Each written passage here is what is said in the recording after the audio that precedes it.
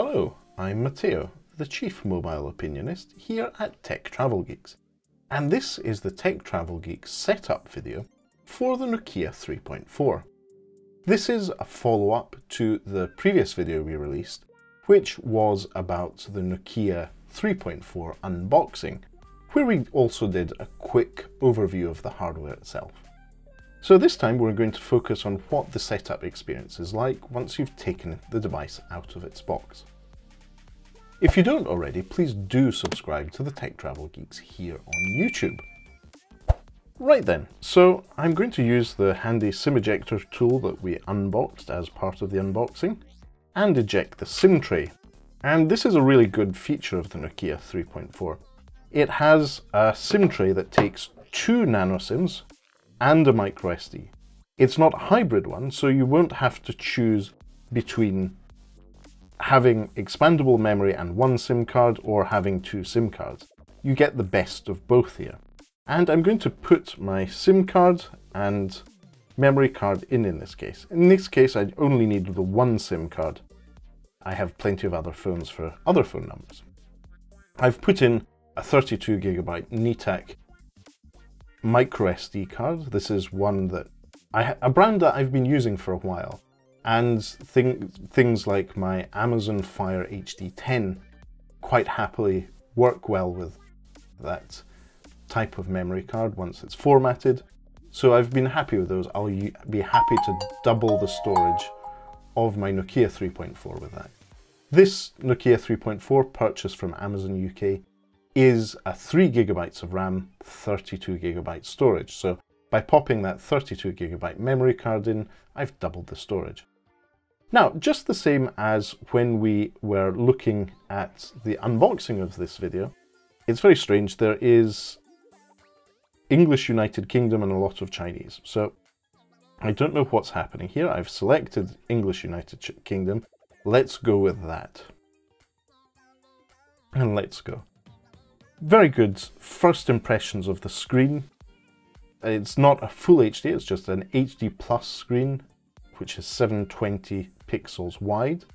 And I'm going to connect to Wi-Fi now. So I'm going to choose the Haloed Planet Express.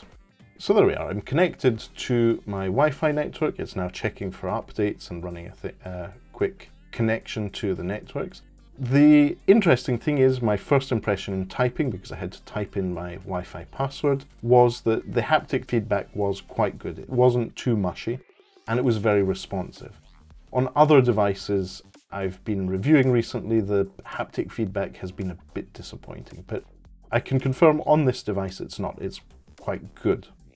Right then, so we're at a screen where we have the option to copy our apps and data from another smartphone. Now, I could do this, it would be so easy, but then this video would be short, YouTube wouldn't promote it with its magic algorithm, and I wouldn't have the fun that comes with setting up a new smartphone.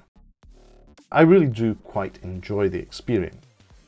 Now, once I've confirmed that I'm not copying anything over, I'm going to sign in with my Google account. So I agree to the terms and conditions, I've signed in, I'm connected to a pretty fast Wi-Fi network, so any downloads or things in the background should work decently. Now, in terms of responsiveness, the Nokia 3.4 is very, very responsive.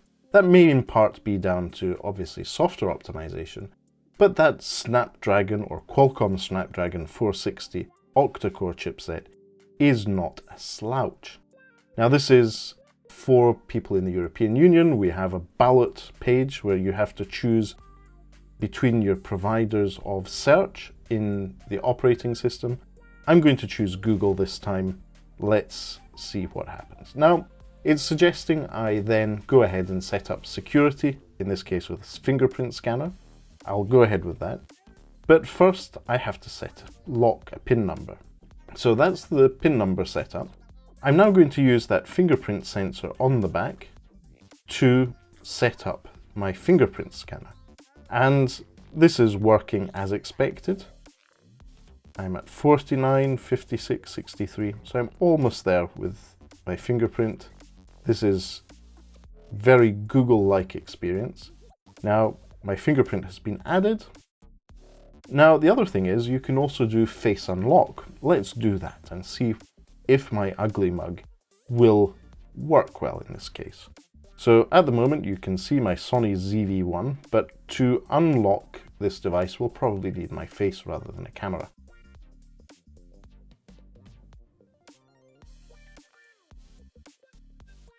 There we go. All set, looking good. Of course I do. I always look good. I never have bedhead.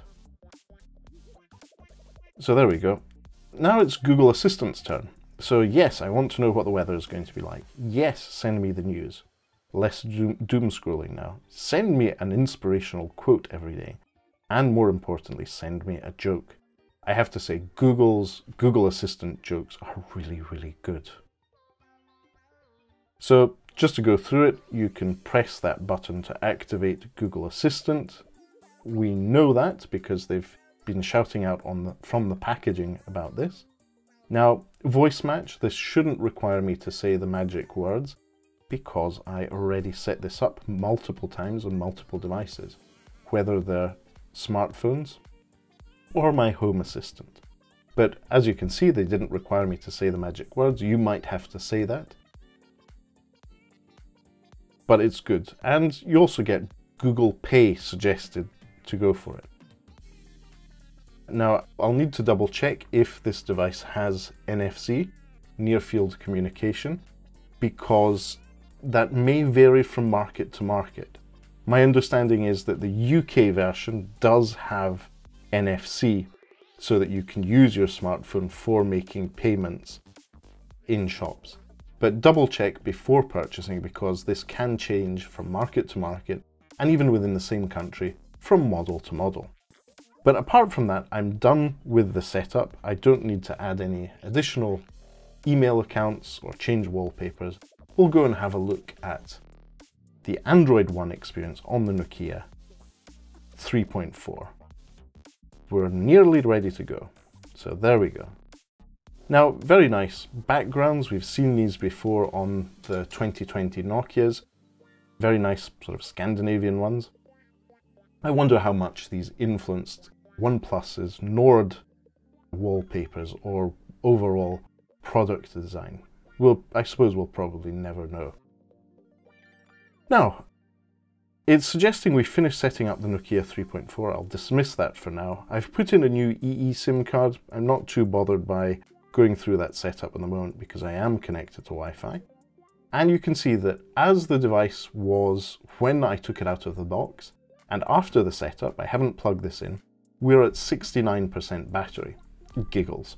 That's a good thing because if you need to buy this phone and get up and running quickly, you're ready to go. And as you can see, my details about the BBC website from my Google feed are already there. It's already set up my Monzo MasterCards to work in Google Play. And just as we were a bit surprised to see Chinese in the setup page, the SD card prompt, which I know means is prompting me to set up the micro SD card, is in Chinese. So definitely a bug there from Nokia. I explicitly set up the Nokia 3.4 as English United Kingdom, yet the micro SD card prompt is in Chinese. Okay, so that's my memory card setup. We're all ready to go. So this is Android One. We saw it in the original splash screen. Nokia have worked with Google closely on the Android One program in a certain sense. Android One is a value add that Nokia add, or it's a selling point for their product. Now obviously the first prompt I get in the Google Play Store is to install the Protect Scotland app. This will let me know if I've been exposed to the current virus in the pandemic, and so that's now going to be installed on my phone. I'm doing my bit. I just hope it's clear that I'm carrying multiple phones and that this doesn't create too much panic if it ever gets activated. Touch wood, it doesn't. But let's have a look at the apps that are pre-installed that are updating so that I know not to open them. This can cause some issues. There's quite a few apps pre-installed, but these are all Google apps, so it's not really bloatware in the true sense of bloatware. And I have some suggestions for apps to install over the top of the device. Now, as you can see, there's not that many apps there pre-installed. They're all the basic Google ones. That's pretty much it. Good news is that the Nokia has, in this case, an FM radio. If you were to use that Courage port, the 3.5mm audio jack, with a pair of headphones, you could use FM radio, so not online radio, the old style analog radio, on your Nokia 3.4. Now, this is interesting. I did not pre-install the app, but since we have opened up the Play Store, some pre-installed apps are starting to appear in the app drawer. Now, what do we have? We have Netflix. You've probably seen this in the video as it was happening. Netflix appeared. Amazon Shopping appeared. I'm not sure if this is because I put an EE SIM card in the device, or this is real bloatware, which I wasn't expecting on an Android One device. So let's see what this is. Apps has Amazon Shopping, and strangely you can see here there's a bit of a deletion of the bottom line of shopping. So either there's a problem with the Android One launcher, or there's an issue with the scaling of the screen.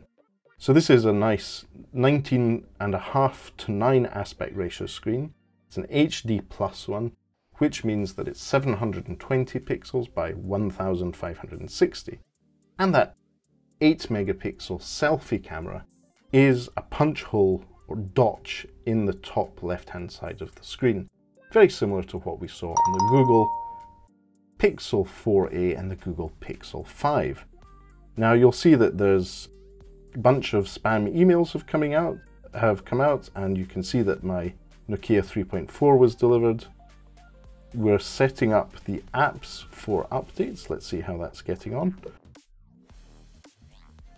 So some have updated, others are still updating.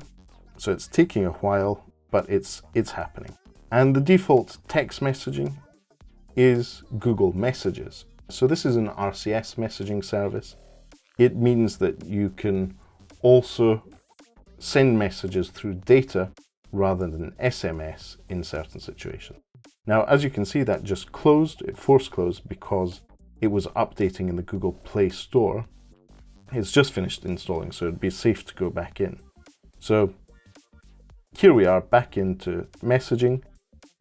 You don't have to have any credit on your phone as long as you're connected to a data service such as Wi-Fi, or you have data on your SIM, and you can send messages without incurring the SMS charge. The same goes with some slightly more rich text services. You need to enable that in settings, so chat features.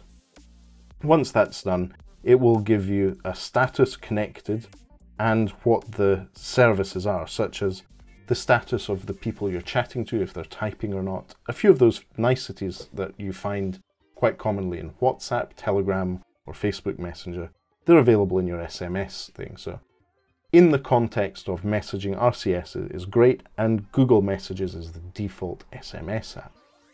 Now, you also have the default Google Dialer. This is quite good, basic, works, and nothing surprising there. And we'll be doing a full walkthrough of the camera and other features in the full review of the Nokia 3.4. But I think it's time to wrap up now. This was the setup experience of the Nokia 3.4. Overall, my experience is really positive for the price of £130. This is a lot of smartphone. The haptic feedback is pleasantly responsive. It's not too mushy. And you get the bonus of a Courage port at the top, USB Type-C for charging, and Android One, the closest thing there is to stock Android after the Pixel experience. We can discuss stock Android and Android distributions at a later date. I don't like calling it stock as of such. They're all Android distributions. That's probably a whole podcast in of itself. But for now, thanks for watching our setup of the Nokia 3.4. If you have any questions, if you'd like to know more, if there's anything extra you'd like to know, just leave us a comment in the section below, and we'll do our best to answer as soon as possible. If you haven't already, please do subscribe to the Tech Travel Geeks here on YouTube. And for now, thank you for watching. We'll speak to you soon.